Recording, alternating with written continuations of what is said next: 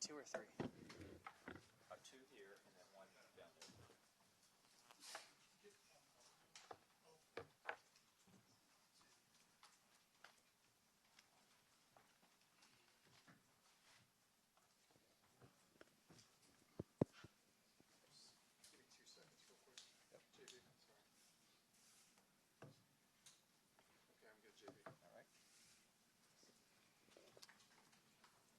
Okay, we'll get started. We'd like to welcome Ludvig Aberg into the interview room, our 2023 RSM Classic champion. Ludvig, from the last few months, from Texas Tech, sweeping all of the college awards, finishing #1 PGA Tour University, and then coming out on the tour. You've won on the DP World Tour, you've won the Ryder Cup, and now you are a PGA Tour winner. If we can get your comments on what that journey has been like. I'm not sure I'm ever going to be able to put that into words. But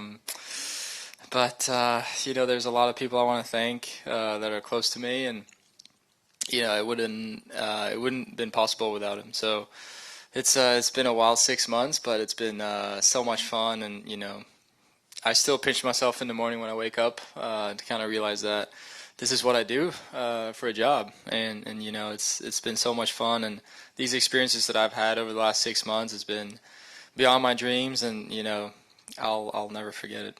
The records that you set this week are almost too many to mention, but you tied the low score in PGA Tour history in a 72-hole event. You won this tournament by a record 7 shots. You had the low closing 36-hole score in PGA Tour history. Just talk to us a little bit about your play this week. Yeah, I mean, I felt like I was striking the ball very well all week, and to be honest, I feel like I've been striking the ball quite well over the last couple of months. So it's you know, it's just one of them weeks where everything kind of comes together, and you know, I made a few putts here and there that are very important.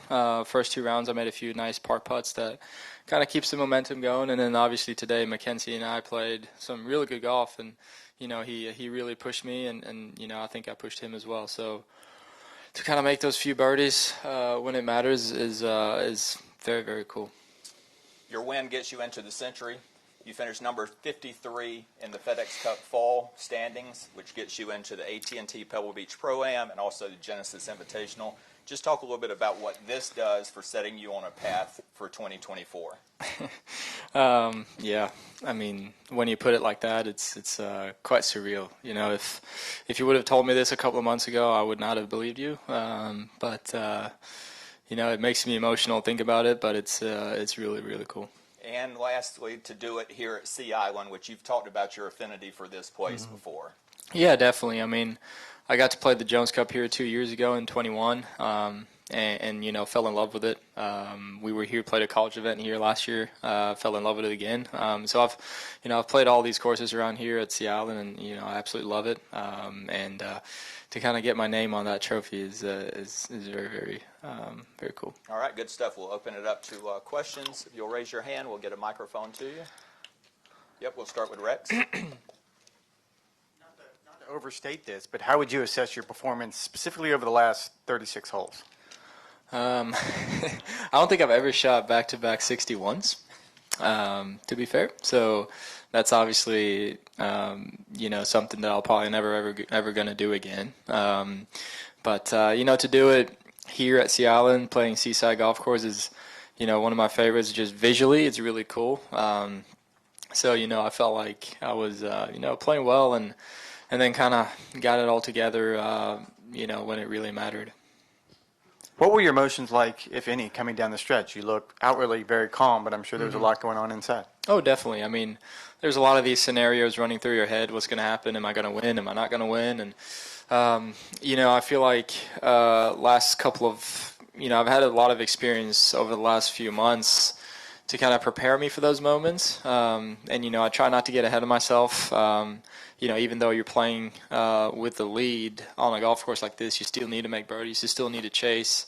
And then obviously Mackenzie did that as well. So I think I was quite calm, but you know, I was obviously very nervous. I can't really deny that, and but it's really cool to kind of see myself do that, and it gives me a lot of comfort and validity that, you know, I can do it. Okay, let's go Sean and then Gary? What do you do to handle the nerves, or what did you do today to handle the nerves?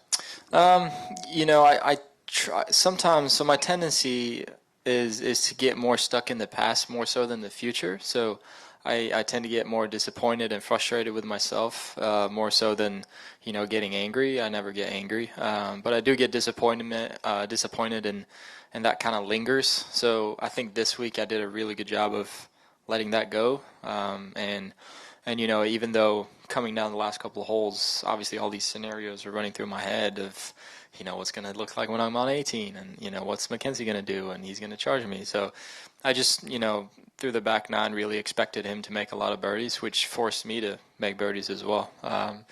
But breathing really helps to kind of calm you down, and then you try to just stay where your feet are, really.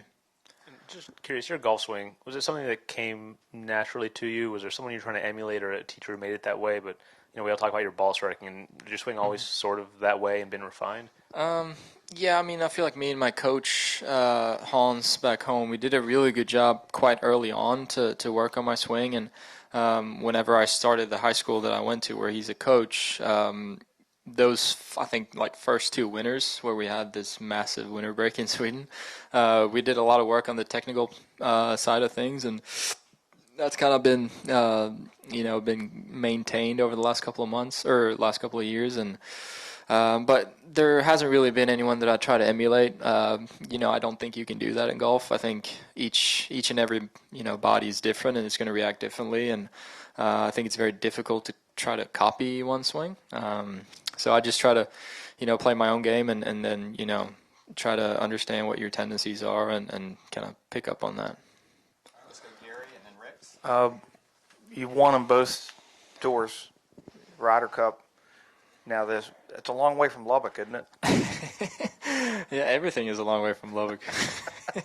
How did you get to Texas Tech? So when I was recruited back a couple of years ago, my coach Greg Sains came over to Europe. I was playing these junior events, the European boys and British boys, and he came over, recruited me, and there has been a lot of Swedes and Scandinavians in the past at Tech.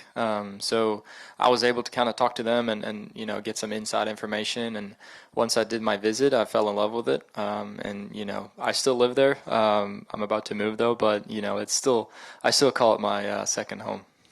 And I know there's been a little bit of a breakneck, whirlwind for you since you got your card.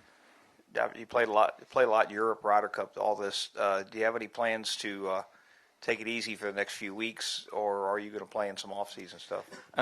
So I'll be playing the Grant Thornton Invitational event in Naples in December. So that'll be my last event of the year. I'm playing with Madeline Sackstrom, which is, funny enough, my caddy's fiance. So I think he's going to have a tough week that week. I'm going to try to be nice to him. But I'll do that, and then I'll go back to Europe for a couple of weeks. All right. Let's go Adam. How has Peter Hansen become a big part of your team, and what has he done to help you get to where you are right now? Yeah, definitely. Peter, I think I want to say just over a year, probably, year and a half, since we kind of first met. And obviously his resume is unbelievable, and he's one of the prolific Swedish players we've had. And he's also a very nice friend. So I think his experiences has helped me a lot. He's been there, he's done that, he's won big events and played in Ryder Cups, and I think just his demeanor and small little things here and there that he can teach me. And I try to do as much as he says. If he tells me something, I'll try to do that. And he's a great mentor. You're going to get to go to Augusta. What does that feel like? Amazing. I haven't really thought about it that much, to be fair, but Augusta is such a special place, and I can't wait to tee it up. All right, let's go over to Sean. What's the best piece of advice you've received about playing pro golf? Best piece of advice is,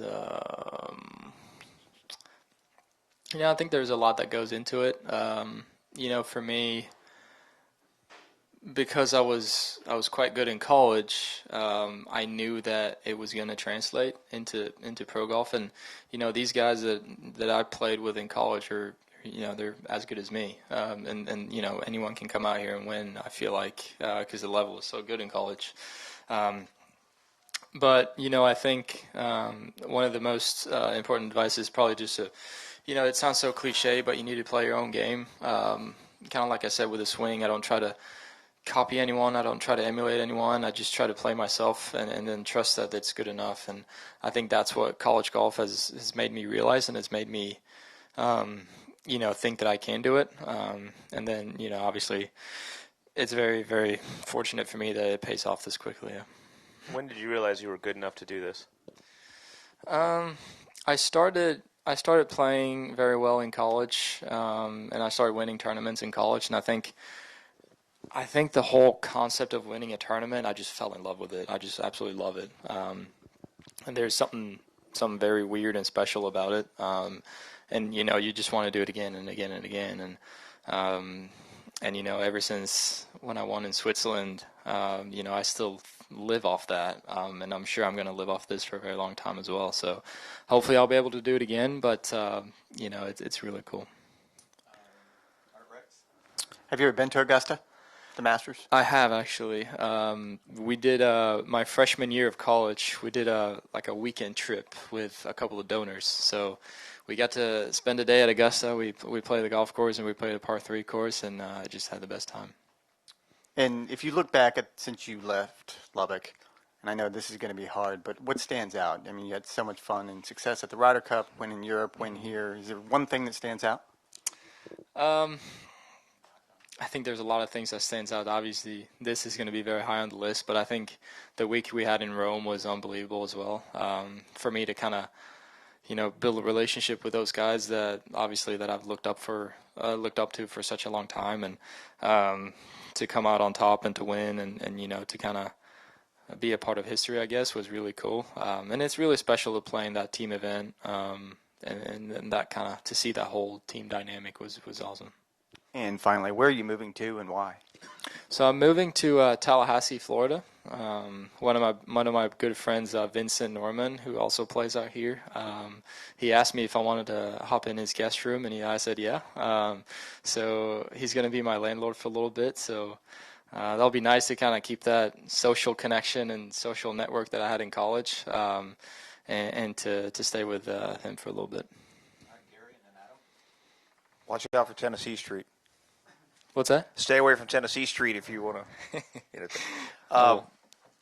I looked back to Mexico last week, and until number 12 today, you had 85 bogey-free holes in a row. When you're on that kind of a roll, or when you birdied 6 out of 8 today, you had a couple of streaks. Are you aware of that when it's going on? I didn't know the 85 holes. Yeah, 85 in a row. I was aware that my first 3 rounds was bogey free. So that bogey I made on 12 sucks, but it's really cool. Like I said before, I try to just stay where my feet are and try to, it's such a cliche, but hit the best shot, the next shot as best I can. But it's really cool to, sit back and look back at those things. Yeah.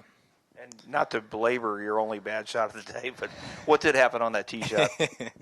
Well, it was like 200 meters into the wind, and my 4-iron is about 200, and I try to hit it way too hard. And whenever I do that, my tendency is to flare it out a little bit to the right. And, it was just one of them bad swings. But I was a little bit in between clubs, but just try to hit it hard and then flare it up to the right.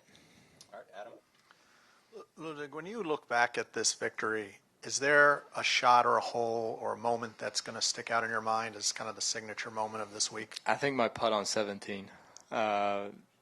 Just now when I'm thinking about it, I think that one is, obviously I hit it way too hard and it snapped at the end and went in, but that was quite cool, and, it makes the 18th hole a little bit more stress-free. So I think I'm going to sleep well on that one. All right. Anything else? All right, well, Ludvig, it was fun watching you this week, and we look forward to following you for the rest of your career. Congratulations once again. Thanks so much.